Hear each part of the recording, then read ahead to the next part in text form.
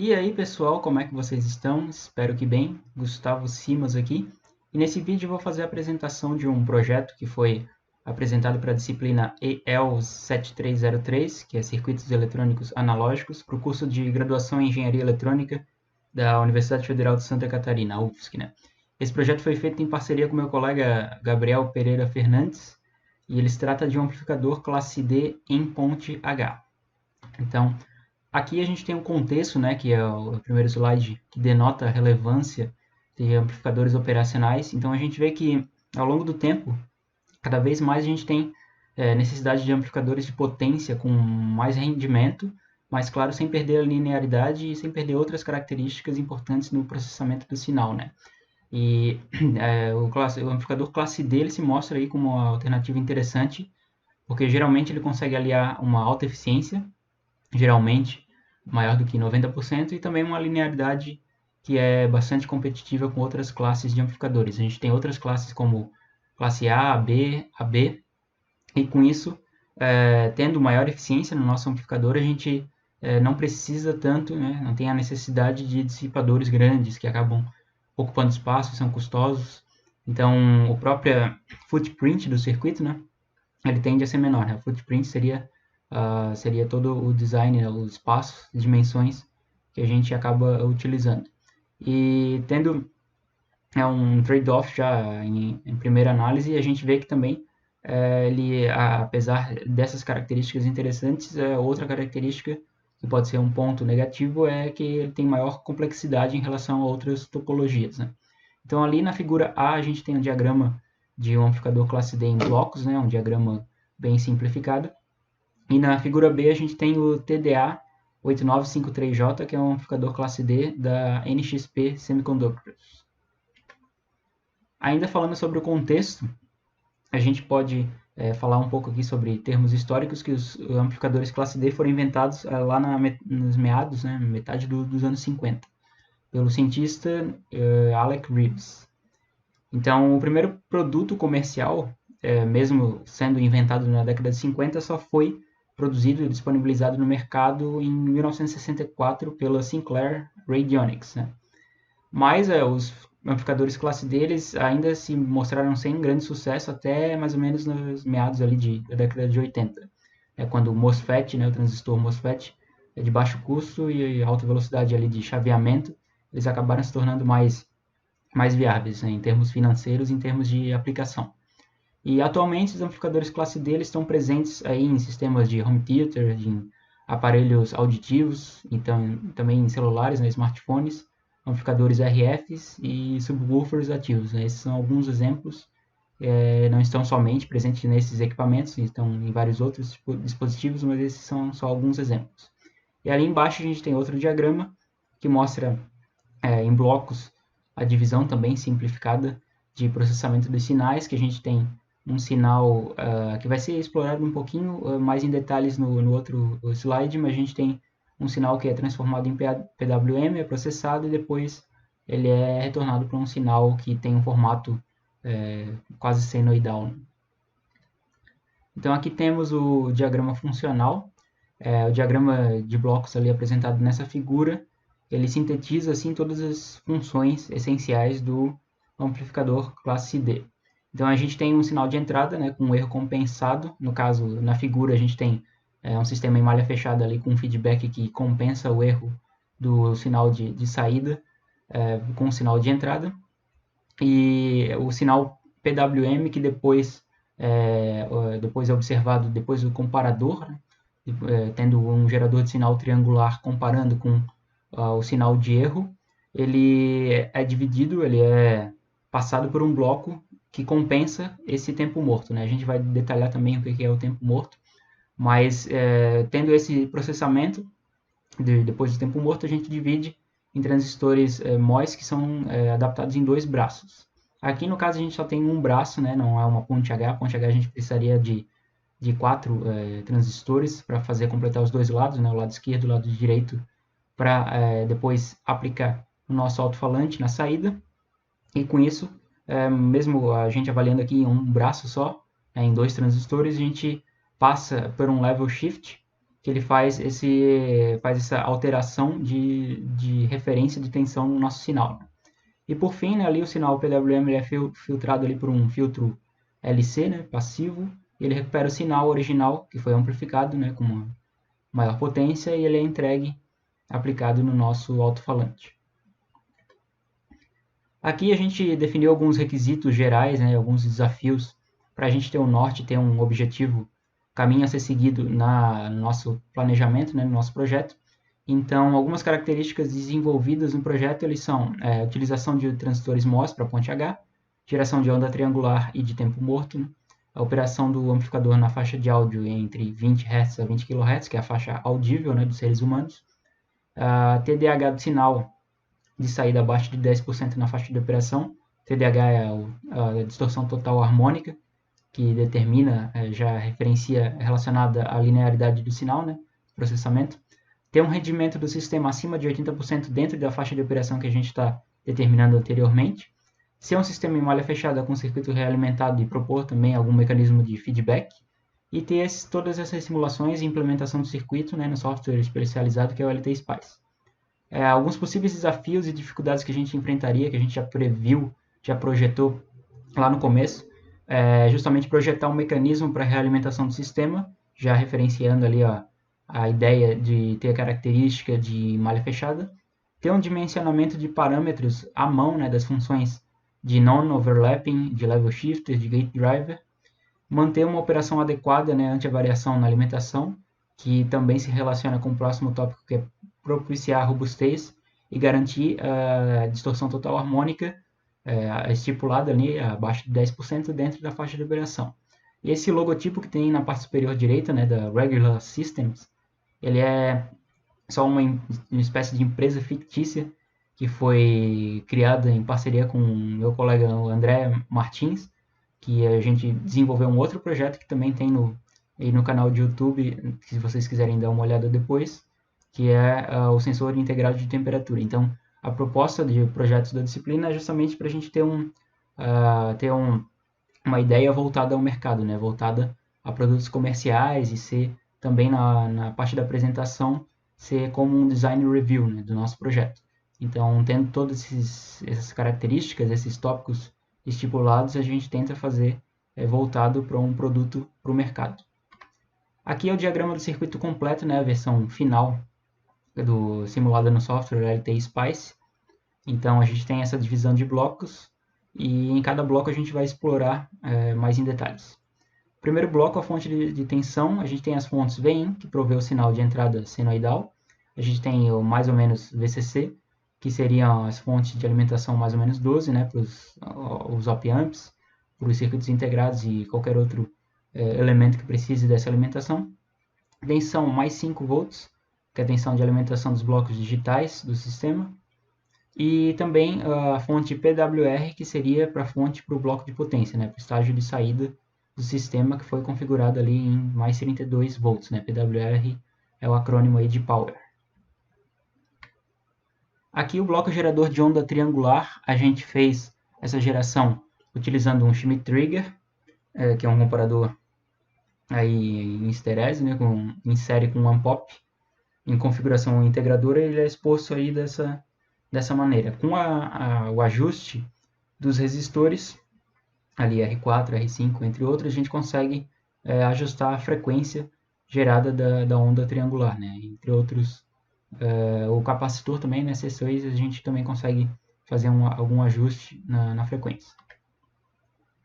O gerador de onda triangular ele tem utilizado esse LT1818, que é um amplificador operacional da Linear Technology, que tem os datasheets, ali as informações nas folhas de dados na referência 10 e 11, que são apresentadas no final, e o LT1357. Então, a gente precisa de amplificadores operacionais que tenham o slew rate alto, justamente porque a gente está trabalhando com um sinal, né, uma geração de onda triangular com uma alta frequência. Então, como o projeto é para ser um amplificador de áudio, a gente está trabalhando na faixa de frequência que acompanha o que o ouvido humano é capaz de escutar, né, de 20 Hz até 20 kHz. A maioria dos humanos não consegue chegar a ouvir até 20 kHz, né? Um pouco menos, 17, 18, mas a gente estipula o máximo que é por termos biológicos, por convenção, a gente utiliza esses valores.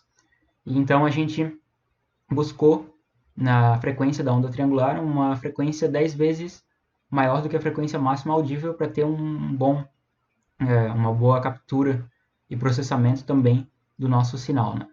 Tem outras características aí na tabela que são apresentadas, né, como ganho banda GBW, né, em 400 MHz do LT1818 e 25 MHz do LT1357, e também a densidade espectral de ruído na entrada.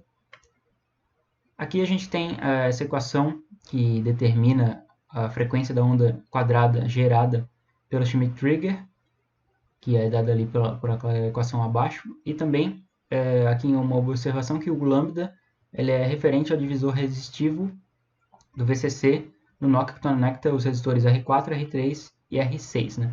Só voltando aqui para apresentar, né? R4, R3 e R6. Então, a gente tem que o lambda é dado para aquela equação, que no caso ficou 0.504, e na nossa frequência, para ser 10 vezes maior, a gente conseguiu a frequência ali aproximada de 200,49 kHz. Em termos gerais, é um pouco difícil obter exatamente, né, 200,00 kHz, mas esse valor já é adequado, apropriado para nossas ideias. Aqui é uma fotografia, né, um print do sinal transiente na onda quadrada e a onda triangular depois integrada no bloco gerador de onda triangular. Então a gente vê que a onda triangular ela ficou bem próxima do calculado ali, com erro de 0,05%. O bloco do comparador, a gente utilizou o LT1720 do fabricante Linear Technology também. A gente buscou utilizar elementos da fabricante Linear Technology porque eles têm disponíveis na lista de componentes do LT-Spice, né? Porque o LT-Spice é produzido, desenvolvido pela Linear Technology. Claro que a gente poderia utilizar outros elementos, outros componentes, mas aí teria que buscar um modelo, e buscando o modelo também acaba podendo dar erro ou incompatibilidade ali em alguns casos, né? Então a gente optou por utilizar modelos, na maioria, que já estão disponíveis no software. Então a gente tem essa forma ali, o comparador, que já é um POP integrado, e depois a gente tem um circuito projetado, que no caso a gente pensou em utilizar, né, que acabou sendo descontinuado por contas de falhas, né, de problemas na comparação, que a gente não conseguia comparar de forma apropriada e com um alto chaveamento rápido também dos nossos transistores.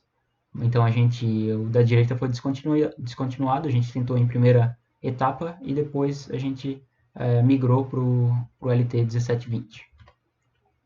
Aqui é o gráfico do comparador, então a gente tem a onda quadrada que é disponibilizada ali, modulada PWM na saída, denominada de PWM Comp. E também a gente tem embaixo o outro sinal, né, que é a tensão ali em PWM Comp, e na parte central a gente tem a onda triangular. E com isso, em cima a gente tem o sinal de entrada. O gerador de tempo morto ele é dado por esse diagrama aí, esse print screen. Então, a gente precisa desse gerador de tempo morto para que não seja sobrepostos, né, no estágio de saída, o acionamento mútuo de dois transistores no estágio de saída. Então, a gente acaba deixando um tempo morto, né, um tempo que seria vazio, que não é ocupado, que fica ocioso o sistema. Então, é necessário fazer esse processamento. Então, a gente projetou dessa forma. Essa é uma topologia que é bastante utilizada em diversas literaturas. Ele executa essa função de non-overlapping, né, que é não sobrepor, não fazer a superposição. Então, a gente utiliza 8 portas inversoras em série, juntamente com 2 portas NOR, e a partir do sinal de saída do comparador, né, a gente consegue seguir essa topologia que está na referência 15. Se quiserem visualizar lá no final do vídeo, tem as referências. E cada um dos inversores ele insere um atraso no sinal e compõe o que é chamado, um termo em inglês, de delay buffer. Então aqui a gente tem um print screen do atraso médio, né, o atraso médio total promovido no sinal, que é o dead time. Ele é cerca ali de 105 nanosegundos. Então a figura ali ao lado ela apresenta o gráfico com PWM comp, PWM high e PWM low, que o high seria para a parte superior, né, do braço da ponte H, e o low para a parte inferior. E o tempo morto ele pode ser avaliado pelas correntes de curto nas transições dos MOSFET do estágio de saída. Aqui o level shifter ele é utilizado de forma a aumentar, né, a amplitude do sinal PWM, então a gente utiliza essa topologia baseada em transistores MOS, e dessa forma, né, a amplitude do sinal vai ser aproximadamente 12 volts, então ele vai utilizar toda a escala, né, a resolução disponível de tensão do nosso circuito. Aqui está o gráfico, né, do sinal transiente na análise transiente do level shifter. Então a gente tem antes, que está reduzido, e depois do level shifter atingindo ali quase os 12 volts conforme esperado. O gate driver, a gente utilizou essa topologia. Nas primeiras etapas a gente tentou desenvolver um gate driver com 4 transistores BJT, né, transistores bipolar de junção, que são 2 NPN do modelo ali 2N3904 e 2 PNP do modelo 2N3906, e além de 2 transistores MOS daqueles modelos aí apresentados nesse slide. Mas com a avaliação também a gente encontrou algumas dificuldades por conta de frequência de chaveamento, entre outros aspectos, e a gente optou por utilizar um circuito integrado, que é o LTC4446, que é um driver aí high side e low side, NMOS. Ele tem o bootstrap de tensão de alimentação, conforme ele é exibido abaixo, né? O bootstrap de tensão ele serve como uma forma de a gente conseguir uma tensão maior do que a fonte de alimentação provém. Então a gente consegue fazer esse mecanismo de bootstrap, seria um termo, uma tradução similar em português seria burlar, né? A gente tenta burlar a tensão disponível acima desse valor limite. Então, o gate driver, a análise transiente é apresentada conforme o print screen abaixo, e o bloco driver ele é o estágio de saída que vai servir para prover a potência necessária para a nossa carga, né? Então, ele tem a composição aí de topologia push-pull, e ele resulta ora na condução do high side e ora na condução do low side da nossa ponte H. Os filtros de saída a gente utilizou o filtro que seria passivo LC. Então a gente tem um filtro passa-baixas LC de primeira ordem, o Butterworth, e o cálculo da frequência ele foi efetuado ali segundo uma planilha de cálculo que é disponibilizada pela fabricante Texas Instruments. Essa planilha é bastante interessante porque a gente consegue determinar qual é a categoria, o tipo de filtro, qual é a ordem dele, e também colocar os valores ali de frequência que a gente deseja. Ele já determina e entrega para a gente como saída, né, como output ali, o valor de indutância e de capacitância necessária para o nosso filtro. Que é essa tabela aqui que é apresentada para o projeto de filtros LC. Essa tabela tem disponível também na referência e disponível no repositório do GitHub, que vou apresentar mais no final da apresentação.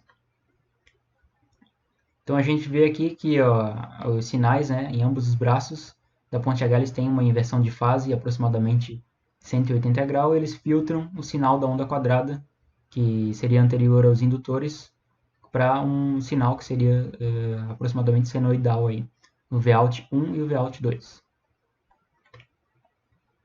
Então, o sinal de saída ele é obtido diferencialmente, né, sendo a diferença entre o Vout 1 e o Vout 2. Por isso que é interessante ter uma defasagem de 180 graus entre o Vout 1 e o Vout 2 para conseguir a gente ter o maior valor de tensão disponível provido para a nossa carga. Então, a gente tem ali aproximadamente, na nossa simulação feita, demora 1,5 milissegundos para a estabilização dos sinais. Esse daí é um ponto que acaba também sendo, de certa forma, negativo para amplificadores classe D, porque eles precisam de um tempo para alcançar a estabilidade. Em relação aos resultados, a gente avalia a linearidade da saída, a gente verificou a FFT da corrente na carga, e com isso, para uma FFT resultante para 5K na saída, a partir da linha de comando da diretiva do LT Spice, que é o .4, 5K relacionado ao R10, que é o nosso resistor de carga. A gente verifica pelo SPICE Error Log, né, que é o relatório de saída do SPICE, e ele calculou automaticamente a THD em 0,83%, que é uma THD bastante adequada e bem abaixo do que a gente tinha estipulado. Na análise AC, a gente fez, né, por conta dos MOSFET atuar como chave, né, e não no modo linear, não tem a possibilidade de a gente fazer uma análise AC por meio de uma diretiva padrão ali direta no LT-SPICE, que é o ponto AC. Então, dessa forma, a gente foi fazendo análise transiente mesmo, né, que é o ponto TRAN, que é a diretiva ponto TRAN do LT-SPICE, e dessa forma a gente foi montando uma tabela e anotando os pontos num diagrama de Bode apresentado aí nessa tabela do Excel. Então a gente vê que o ponto máximo de ganho ali em 5 kHz, aproximadamente 40 dB, e depois dessa frequência a gente tem uma queda ali significativa de cerca de 20 dB por oitava.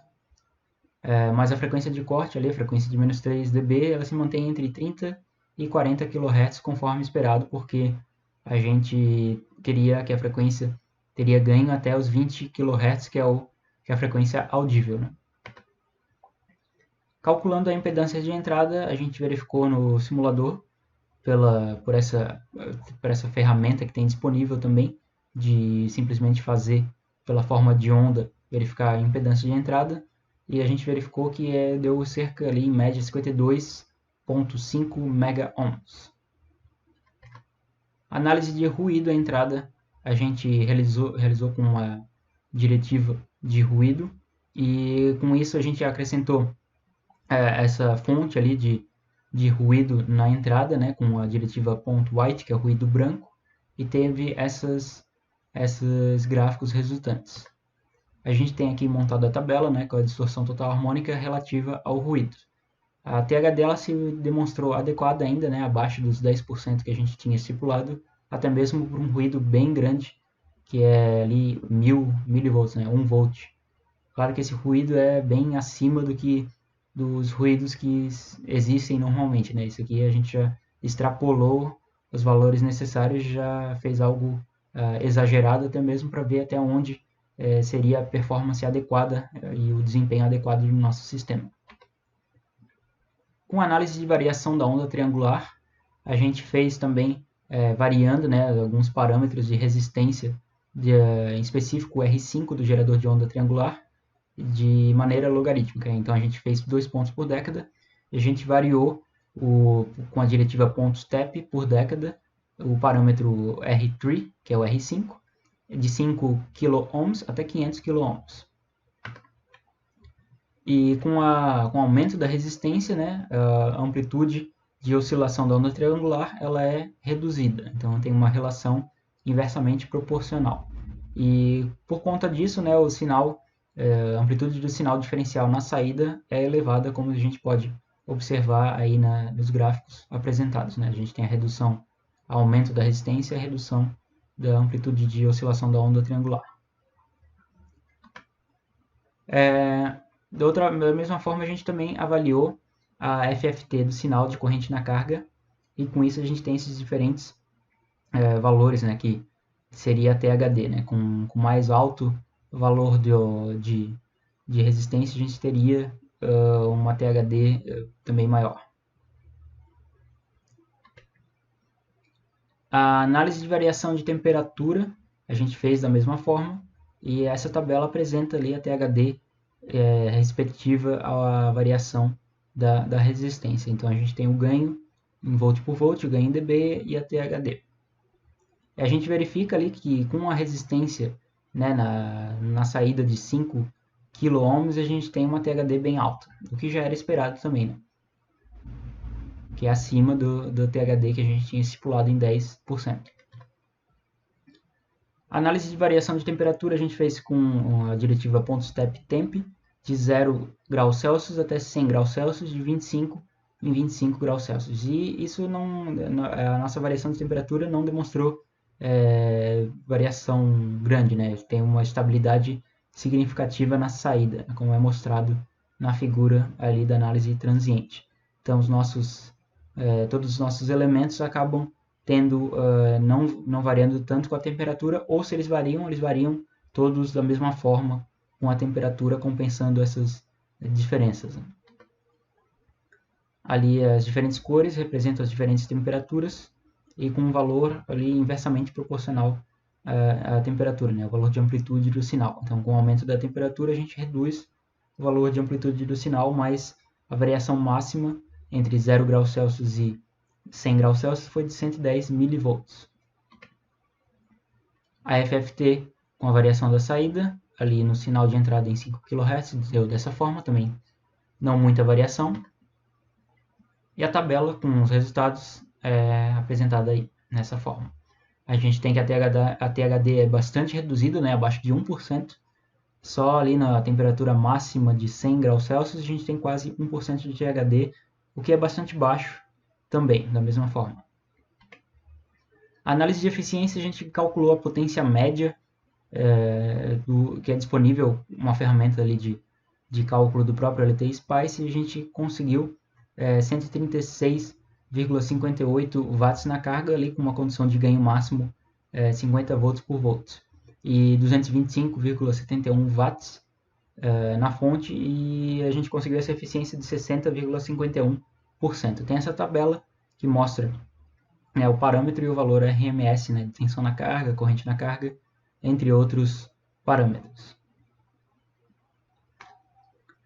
E a gente tem aqui esclarecido que uma norma técnica regulamentadora brasileira, uma NBR, que é também já em referência a uma norma europeia, né, a IEC, que é 60268-3 de 2010, elas definem essas normas relacionadas a equipamentos e sistemas de som, que mais em específico amplificadores. E dentre os valores nominais aí de impedância que a gente tem que testar, que um desenvolvedor, né, que uma empresa fabricante tem que testar, os valores de carga em 4 ohms, 8 ohms e 16 ohms. Então, com a potência nominal de saída, a gente tem em 4 ohms 72 watts, uma eficiência de 39%, THD baixa, né, 1,75%. Com a carga 8 ohms, potência nominal de saída 134 watts, né, aproximadamente, eficiência de 58%, e THD é mais reduzido ali em 0,73%. E a carga máxima de 16 ohms, conforme esperado, né, a nossa potência elevada a 235 watts, e a eficiência também, da mesma forma, 67,86%, e a THD 0,46%. Aqui, então, revisando os requisitos e desafios, a gente conseguiu atingir a maioria deles, né?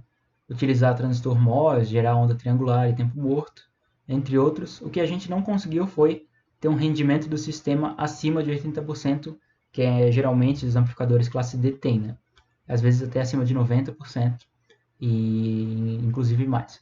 E também projetar um sistema em malha fechada com circuito realimentado e um mecanismo de feedback a gente não conseguiu, por conta da complexidade, limitações de tempo e também de conhecimento para implementar esse sistema. Mas os desafios a gente conseguiu solucionar, dimensionar os parâmetros de funções non-overlapping, né, level shifter, gate driver, propiciar robustez ante variação de parâmetros como temperatura, ruído, variação da onda triangular e de algumas resistências, mas ali em função da parte de dimensionamento dos parâmetros a gente fez de forma parcial, porque teria que ser feito à mão, mas a gente acabou utilizando uns circuitos integrados, né, uns blocos que já são prontos, né? A gente conseguiu, mas de forma parcial. Considerações finais aqui, sugestões, a gente tem que os resultados obtidos em geral são satisfatórios, e a gente considera aí que para desenvolver o sistema foi feita análise de artigos e dissertações e outros materiais técnicos como folhas de dados de fabricantes, né? É interessante quando for fazer algum projeto fazer a comparação tanto de artigos, né, papers, dissertações e outros produtos comerciais disponíveis para se ter uma base, para se ter um conhecimento de qual é o parâmetro, qual é o estado da arte, né, o status quo de elementos e dispositivos que a gente está projetando, até mesmo para ter uma base e estipular os requisitos gerais e desafios. E também aí o estado da arte de amplificadores de classe D modernos, eles utilizam técnicas de modulação mais avançadas do que a gente apresentou aqui, né? E eles conseguem eliminar tanto a necessidade de filtros externos, né, filtros passivos, quanto também conseguem reduzir a interferência eletromagnética, né, que em inglês é EMI. Então, com o avanço de novas tecnologias e amplificadores classe D, eles estão se tornando mais compactos e menos custosos também. Menos custosos quando são feitos em massa, né, produção em massa. Algumas sugestões para aperfeiçoamento do projeto. A gente tem que aperfeiçoar o dead time para reduzir os picos de corrente de transição nos MOSFET e aumentar a eficiência. Aqui não foi apresentado o gráfico, mas a gente tem picos de corrente, né, nesse MOSFET, então seria interessante aumentar esse tempo morto para não ter a potência e risco de queimar componentes, no caso de um produto comercial mesmo. Fazer a substituição de comparador integrado e do Shade Gate Driver, né, que é o LTC que a gente utilizou, por projetados à mão, né, transistores MOS. Também fazer análise mais detalhada do comportamento do circuito com variação de outros fatores, né, e adicionar outras não idealidades. Fazer descasamento de componentes, analisar o ruído em mais detalhes, fazer a oscilação na fonte de alimentação, avaliar também a rejeição de modo comum, o nível de clipping, né, que tem a ABNT, que a ABNT e aquela NBR 62683 de 2010 estipula. Então dá para fazer várias outras análises mais detalhadas, mas as que a gente fez foram satisfatórias para o escopo do projeto. Tem que implementar a realimentação do sistema, né, que seja realimentação simples, que é single, ou double, né, que é um duplo loop fechado. Realizar testes e verificar o desempenho com diferentes cargas e diferentes impedâncias. Implementar também a referência de tensão analógica, né, que é a alimentação unipolar, para dispensar a necessidade de alimentação bipolar, que a gente fez lá em mais ou menos 12 volts. Aqui a gente tem as referências, caso vocês queiram consultar. A gente buscou artigos voltados a amplificadores de áudio classe D, como esse do Francisco Pires. A gente buscou folhas de dados de fabricantes, como da Infineon, da Analog Devices, da Linear Technology, normas técnicas, que é a NBR IEC, que foi apresentada, né, equipamentos e sistemas de som. E essas NBRs, né, na observação, elas são pagas, né, é necessário comprar na maioria das NBRs, fazer aquisição delas, mas caso você tenha possibilidade, esteja de acesso em alguma universidade, né, alguma rede da universidade, no caso a gente utilizou da UFSC, né, Universidade de Santa Catarina, a gente consegue acessar pela rede da UFSC essas NBRs gratuitamente, que elas são disponibilizadas para a comunidade acadêmica de forma gratuita. Tem outras referências aqui também.